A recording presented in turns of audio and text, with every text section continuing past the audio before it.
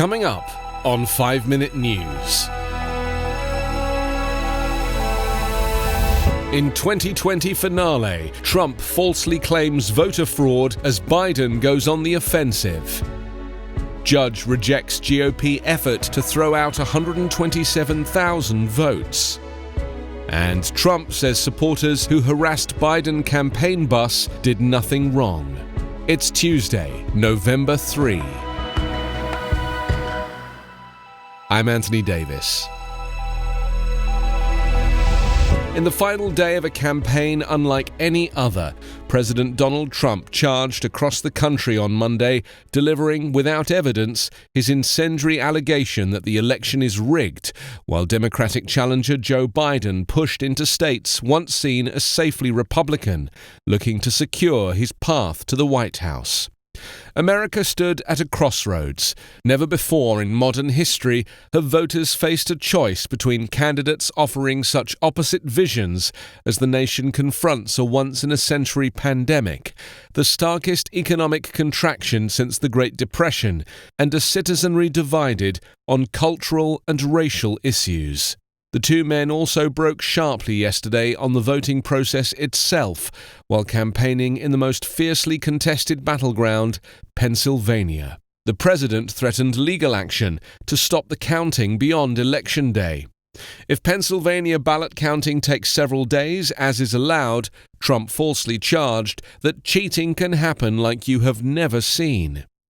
Biden, in Pittsburgh, pushed a voting rights message to a mostly black audience, declaring that Trump believes only wealthy folk should vote, and describing COVID-19 as a mass casualty event for black Americans. We're done with the chaos, we're done with the tweets, the anger, the hate, the failure, the irresponsibility, said Biden, whose campaign has focused on increasing turnout for black voters who could prove the difference in several battleground states. Both campaigns insist they have a pathway to victory, though Biden's options for winning the required 270 electoral college votes are more plentiful. Trump is banking on a surge of enthusiasm from his most loyal supporters, in addition to potential legal maneuvers. Trump spent the full final campaign day sprinting through 5 rallies, from North Carolina to Pennsylvania to Wisconsin. Biden devoted most of his time to Pennsylvania, where a win would leave Trump with an exceedingly narrow path. He also dipped into Ohio, a show of confidence in a state that Trump won by 8 percentage points 4 years ago. The two men delivered their final messages, with Biden emphasizing the pandemic. He declared that the first step to beating the virus is beating Donald Trump, and he promised he would retain the nation's leading infectious disease expert, Dr. Anthony Fauci, whom the president has talked of firing.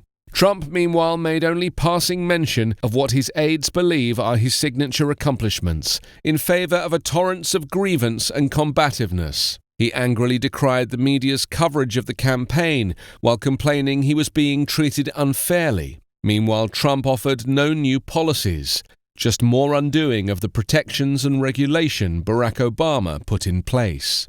Biden announced an unusual move to campaign today on Election Day, saying he would head to Philadelphia and his native Scranton as part of a get-out-the-vote effort.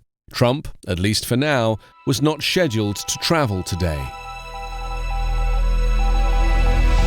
A federal judge on Monday rejected another last-ditch Republican effort to invalidate nearly 127,000 votes in Houston because the ballots were cast at drive-through polling centers established during the pandemic. The lawsuit was brought by conservative Texas activists who have railed against expanded voting access in Harris County, where a record 1.4 million early votes have already been cast. The county is the nation's third most populous and a crucial battleground in Texas, where Donald Trump and Republicans are bracing for the closest election in decades.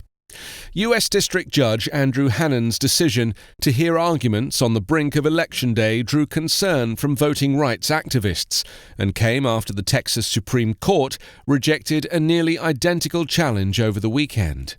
Hannon said those who opposed drive-through centers, who were represented by former Harris County GOP chairman Jared Woodfill, had no standing to bring a lawsuit.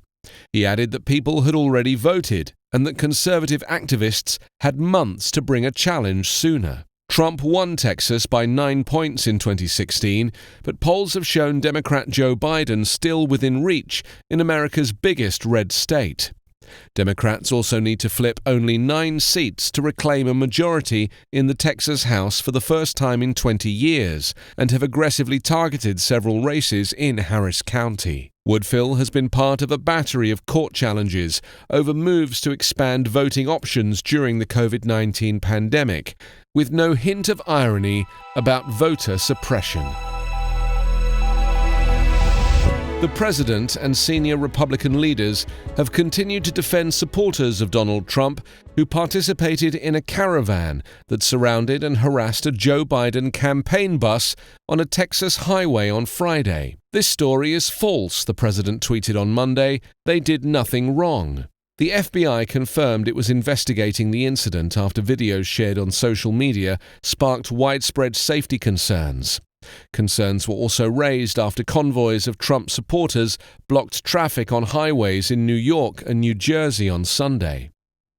In Texas, police investigated a car crash at the scene, and witnesses reported that some members of the pro-Trump caravan were armed. Neither Biden nor Kamala Harris was on the bus at the time.